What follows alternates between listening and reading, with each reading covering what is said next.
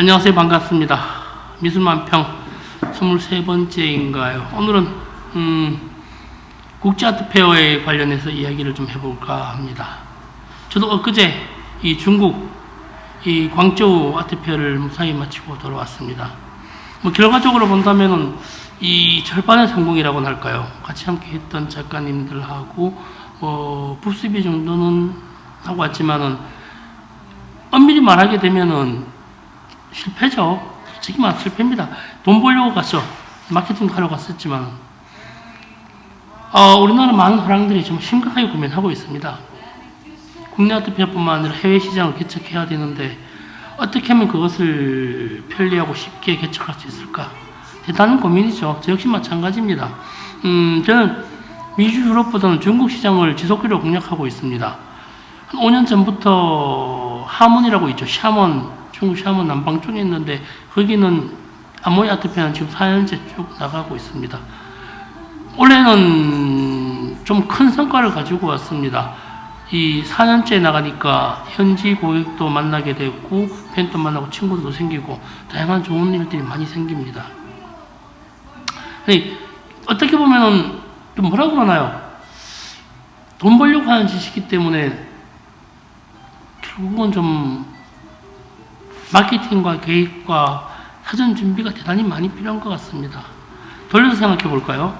우리나라에도 아트페어가 많습니다. 대구 아트페어, 광주 아트페어, 서울 아트, 어디 있으면 서울 아트쇼도 열립니다. 기아프도 있고, 화랑미술제도 있고요.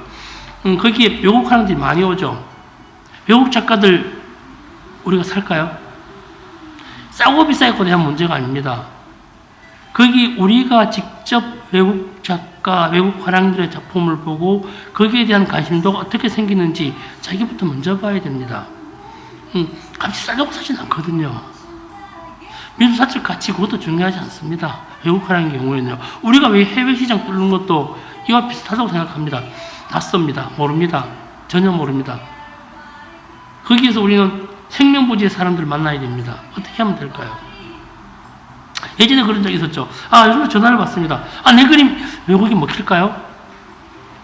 제 그림 오를까요? 어느 아트페어 때 가면은 성공할 수 있을까요? 알면 벌써 부자죠. 생각해 보세요. 그걸 알 수가 없습니다. 누차 말씀드리잖아요. 간택당하는 것이라고요. 그제 중국 가기 전에 좀 비싼 그림 하나가 저한테 의뢰가 들어왔습니다. 40억이 넘습니다. 매매하고 싶죠? 오른다는 거 확실히 알고 있습니다. 4, 5년 후면, 길게 잡아 4, 5년, 짧게 봐서는 1년 정도만 있어도 오른다는 거 알고 있습니다. 그런데요, 거래 쉽지 않습니다. 선뜻 40억이라는 돈을 낼 수 있는 사람도 없을 뿐더러 거기에 대해서는 수많은 작업과 수많은 과정이 걸쳐야 됩니다. 거쳐져 가지고 검증하고 또 검증해야 됩니다. 100만 원, 40만 원이에요. 40억입니다. 하물며 외국에 나갔는데 생명부지의 사람들 사는데 한국 돈을 한국 작품은 비싸네 싸네 외국에 비해서 터무니없네 그건 전 다른 문제라고 생각합니다. 접근하는 방식에 대한 문제라고 생각하거든요. 오늘 현재 해외 아트페어 공략에 대한 것을 몇 차례에 대해 나눠서 말씀드리긴 하겠지만 우선 광저우에서 성공을 거뒀습니다.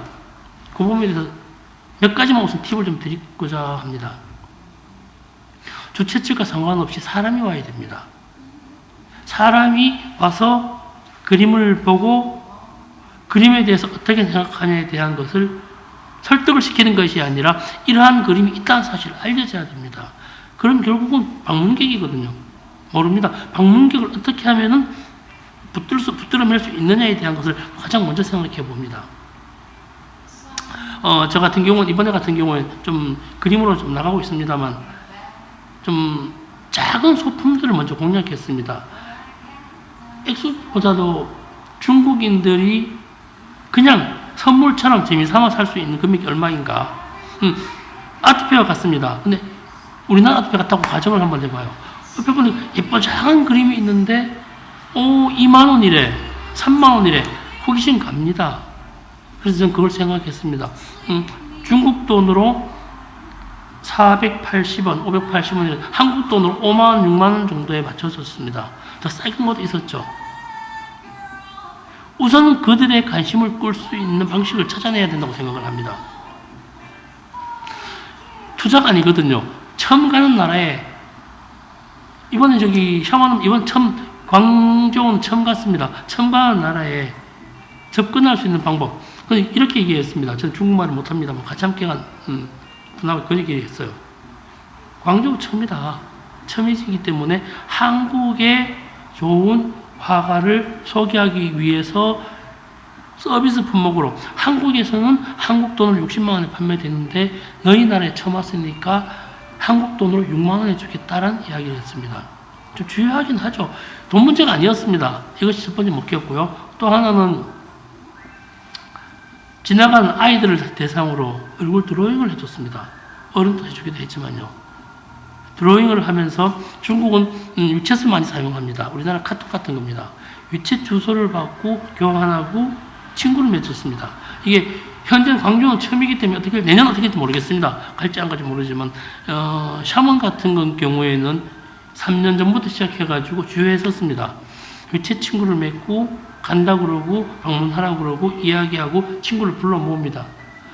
어쨌든 사람이 모여야만 작품이 매매되든 아니면은 관계를 맺어 하게 되거든요. 근데 국내나 해외나 어떤 분은 이런 얘기를 합니다. 한 번 가가지고 성공을 못합니다. 어떻게 처음 가가지고 처음부터 성공을 하겠습니까? 전 최소한 같은 아트페에 같은 사람이 3번은 가야 된다고 생각을 합니다. 국내도 마찬가지고요. 해외 아트페도 마찬가지고요. 그러자면 사람들 관계성 제일 중요합니다. 그러니까 첫 번째 오늘 여기까지 말씀을 드리는데요. 제일 중요한 것은 아트페어 가려고 마음먹는다면 같은 아트페어 3년은 지속적으로 참가해라. 거기에서 친구를 만들어라. 이것이 오늘까지 이야기하고 있습니다. 오늘 여기서 끝내고요. 다음 시간에는 어떻게 하면 그런 관계들을 지속할 수 있는가에 대해서 이야기를 해보겠습니다. 날씨가 많이 춥습니다. 오래간만에 제가 미술만평 이야기하고 있는데요. 행복한 주말 되시고요. 우리 아트센터 재밌습니다. 즐겁습니다. 잠깐만 돌려볼게요. 1층 바깥이 다 보입니다. 이렇게 다 보입니다. 다녀가시고요. 오시면 제가 2층에서 마치는 커피 좀 대접해 드릴 수 있습니다. 항상 오셔도 괜찮습니다. 그리고 또 마지막에 있죠? 좋아요와 구독. 한 일주일 정도 만평 안 했다 구독자가 안 늡니다. 지금 200명도 채 안 돼요. 좀 부탁드릴게요. 한 400명, 500명 돼가지고 1000명 가고 싶습니다. 좋아요와 구독 부탁드리겠습니다. 고맙습니다. 내일 모레 또 봬요. 고맙습니다.